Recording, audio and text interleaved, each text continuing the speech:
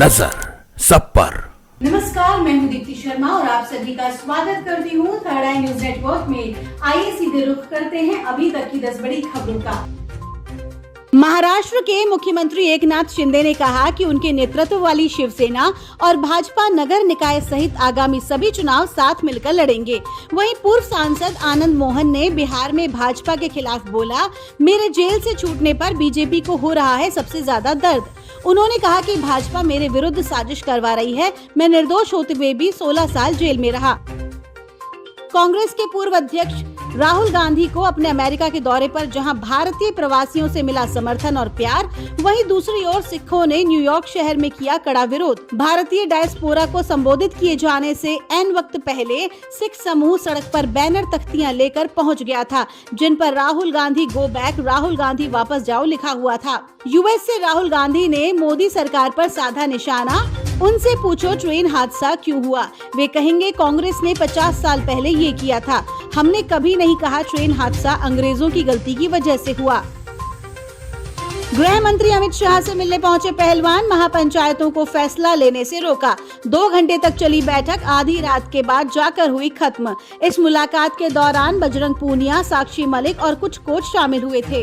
ये पूछे जाने पर कि मुलाकात के दौरान क्या बात हुई, बजरंग ने कहा, हमने गृह मंत्री से बात की है, इसके अलावा मैं कुछ और नहीं कह सकता।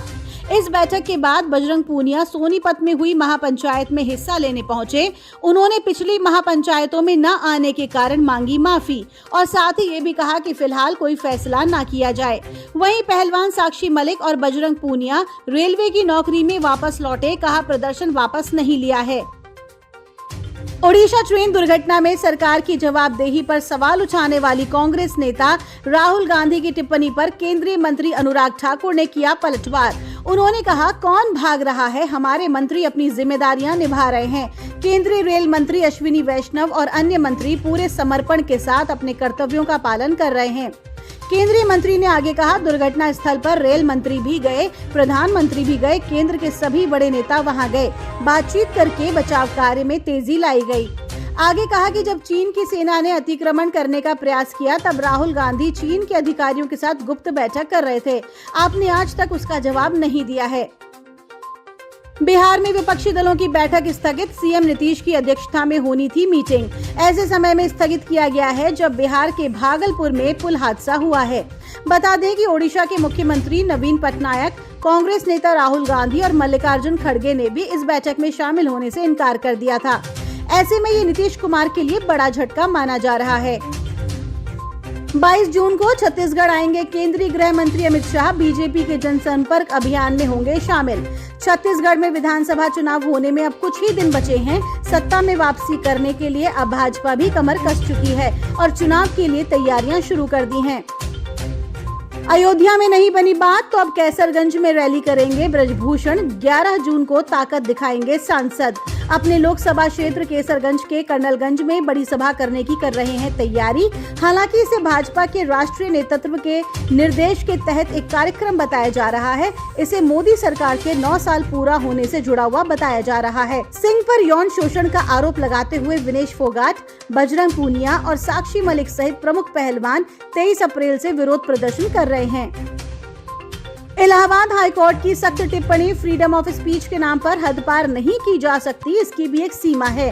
कोर्ट ने एक मामले पर सुनवाई करते हुए की अहम टिप्पणी, कहा कि अभिव्यक्ति की स्वतंत्रता का अधिकार अपनी विशेष जिम्मेदारियों और कर्तव्यों के साथ आता है और ये नागरिकों को जिम्मेदारी के बिना बोलने का अधिकार प्रदान नहीं करता है और न ही ये भाषा के हर संभव उपयोग के लिए एक मुक्त लाइसेंस प्रदान करता है। दरअसल एक शख्स पर व्हाट्सएप पर देवी दुर्गा को लेकर अपमानजनक टिप्पणी पोस्ट करने का आरोप लगाया गया था। इलाहाबाद हाईकोर्ट ने व्हाट्सएप पर देवी दुर्गा को गाली देने के आरोपी को राहत देने से इनकार कर दिया। विश्व पर्यावरण दिवस पर सीएम केजरीवाल ने कहा, दिल्ली बन रहा है झीलों का शहर। वहीं दिल्ली में बाइक टैक्सी पर हाईकोर्ट के फैसले के खिलाफ सुप्रीम कोर्ट पहुंची केजरीवाल सरकार, बुधवार को होगी सुनवाई। दिल्ली परिवहन विभाग ने फरवरी में दुपहिया बाइक टैक्सी पर सवारी ढोने पर रोक लगा दी थी। इसमें कहा गया था कि मोटर व्हीकल एक्ट 1988 के तहत दोपहिया वाहनों पर सवारी ढोना दंडनीय अपराध है। पहली बार इस नियम का उल्लंघन करने पर 5,000 रुपए का जुर्माना लगाया जाएगा। दूसरी बार में यह जुर्माना दुगना होकर 10,000 रुपए हो जाएगा। राजस्थान राज्य सरकार ने 76 लाख उपभोक्ताओं को महज 500 रुपए में गैस सिलेंडर देने का किया बड़ा फैसला। केंद्र सरकार की उज्ज्वला योजना में चयनित परिवारों के साथ साथ बीपीएल श्रेणी के परिवार होंगे इसके लिए पात्र। राज्य सरकार ने विभिन्न योजनाओं का लाभ लेने वालों के लिए लाभार्थी शिविरों का किया था आयोजन। इनमें से अब तक 48.63 लाख परिवारों का पंजीकरण हो चुका है।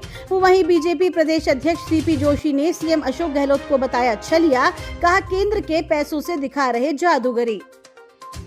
तो ये थी अभी तक की 10 बड़ी खबरें। देश विदेश की ताजा तरीन खबरों के लिए जुड़े रहिए थर्ड आई न्यूज नेटवर्क के साथ। नजर सब पर।